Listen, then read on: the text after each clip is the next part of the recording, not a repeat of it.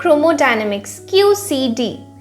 In chromodynamics, color plays the role of charge, and the fundamental process analogous to electron goes to electron plus photon is quark goes to quark plus gluon. Since leptons do not carry color, they do not participate in the strong interactions.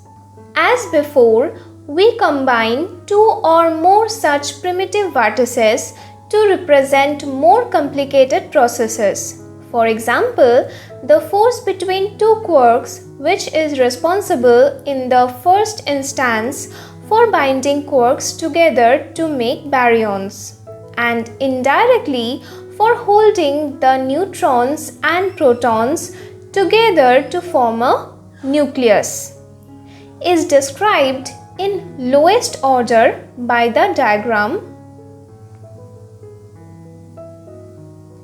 We say that the force between two quarks is mediated by the exchange of gluons. At this level, chromodynamics is very similar to electrodynamics. However, there are also important differences, most conspicuously the fact that whereas there is only one kind of electric charge, it can be positive or negative to be sure, but a single number suffices to characterize the charge of a particle. There are three kinds of color: red, green and blue. In the process quark goes to quark plus gluon, the color of the quark but not its flavor may change. For example, a blue up quark may convert into a red up quark. Since color, like charge, is always conserved, this means that the gluon must carry away the difference. In this instance, 1 unit of blueness and minus 1 unit of redness.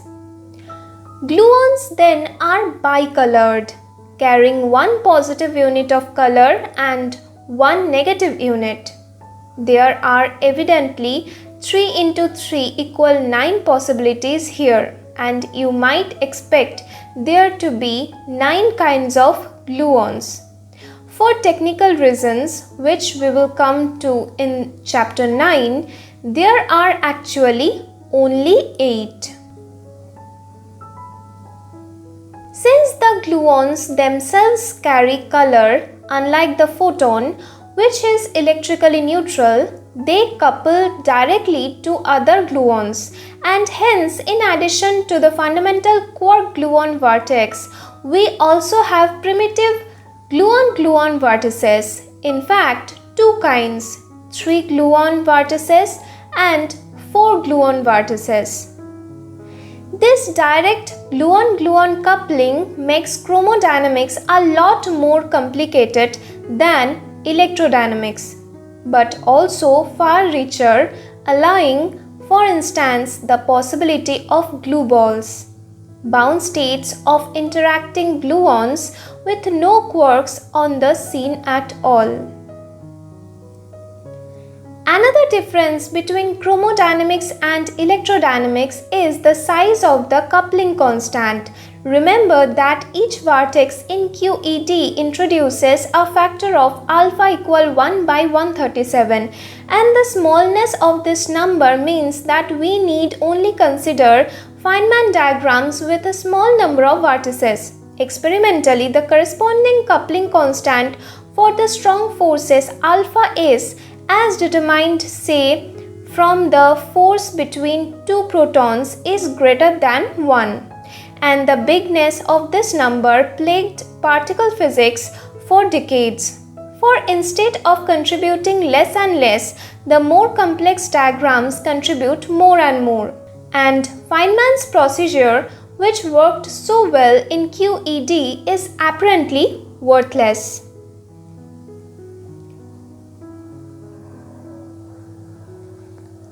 One of the great triumphs of quantum chromodynamics (QCD) was the discovery that in this theory, the number that plays the role of coupling constant is in fact no constant at all. but depends on the separation distance between the interacting particles. We call it a running coupling constant. Although at the relatively large distances, characteristic of nuclear physics, it is big at very short distances, less than the size of a proton. It becomes quite small. This phenomenon is known as asymptotic freedom. It means that within a proton or a pion, say, the quarks rattle around without interacting much. Just such behavior was found experimentally in the deep inelastic scattering experiments. From a theoretical point of view, the discovery of asymptotic freedom rescued the Feynman calculus as a legitimate tool for QCD in the high-energy regime. Even in electrodynamics, the effective coupling depends somewhat on how far you are from the source. This can be understood qualitatively as follows.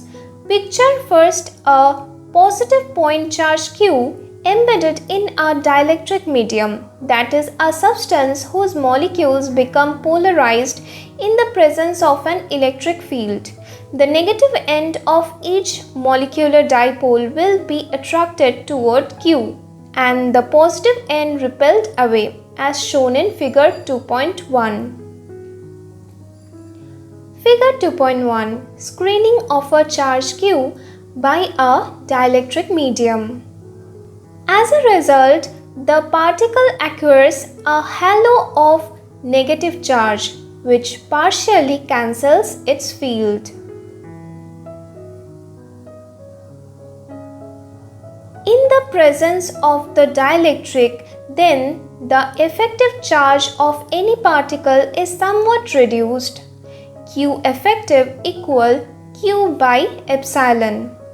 The factor epsilon by which the field is reduced is called the dielectric constant of the material.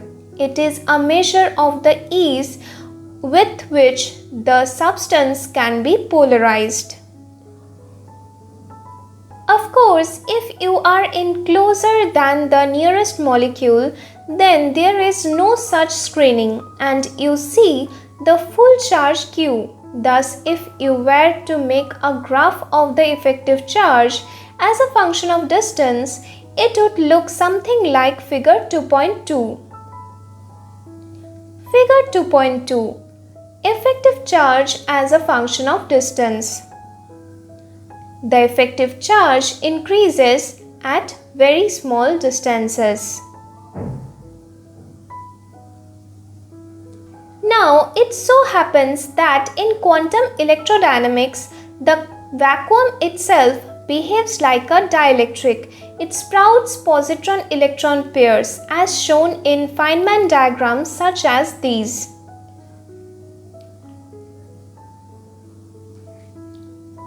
The virtual electron in each bubble is attracted toward Q and the virtual positron is repelled away. The resulting vacuum polarization partially screens the charge and reduces its field. Once again, however, if you get too close to Q, the screening disappears. What plays the role of the intermolecular spacing in this case is the Compton wavelength of the electron. Lambda c equal h by mc equal 2.43 into 10 to the power 10 centimeter. For distances smaller than this, the effective charge increases, just as it did in figure 2.2. Notice that the unscreened close-up charge, which you might regard as the true charge of the particle, is not what we measure in any ordinary experiment, since we are seldom working at such minute separation distances. An exception is the lamp shift, a tiny perturbation in the spectrum of hydrogen, in which the influence of vacuum polarization, or rather its absence at short distances, is clearly discernible. What we have always called the charge of the electron is actually the fully screened effective charge.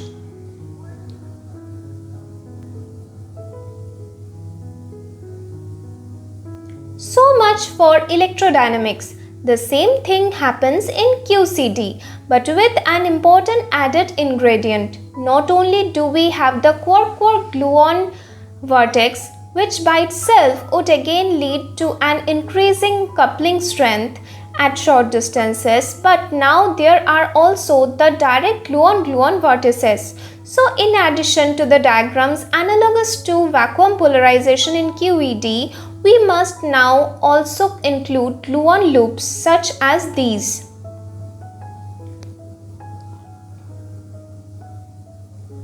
It is not clear a priori what influence these diagrams will have on the story. As it turns out, their effect is the opposite. There occurs a kind of competition between the quark polarization diagrams, which drive alpha S up at short distances, and gluon polarization, which drives it down. Since the former depends on the number of quarks in the theory, hence on the number of flavors F, whereas the latter depends on the number of gluons, hence on the number of colors N. The winner in the competition depends on the relative number of flavors and colors. The critical parameter turns out to be A equivalent to 2F minus 11N. If this number is positive, then as in QED, the effective coupling increases at short distances. If it is negative, the coupling decreases. In the standard model, F equals 6 and N equals 3, so A equal minus 21, and the QCD coupling decreases at short distances. Qualitatively, this is the origin of asymptotic freedom. The final distinction between QED and QCD is that whereas many particles carry electric charge, no naturally occurring particles carry color. Experimentally, it seems that quarks are confined in colorless packages of 2 mesons and 3 baryons. As a consequence, the processes we actually observe in the laboratory are necessarily indirect and complicated manifestations of chromodynamics. It is as though our only access to electrodynamics came from the van der Waals forces between neutral molecules. For example, the strong force between 2 protons involves, among many others, the following diagram.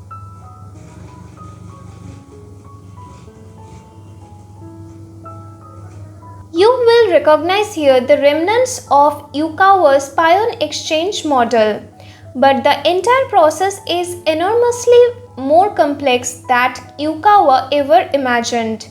If QCD is correct, it must contain the explanation of quark confinement. That is, it must be possible to prove as a consequence of this theory that quarks can only exist in the form of colorless combinations.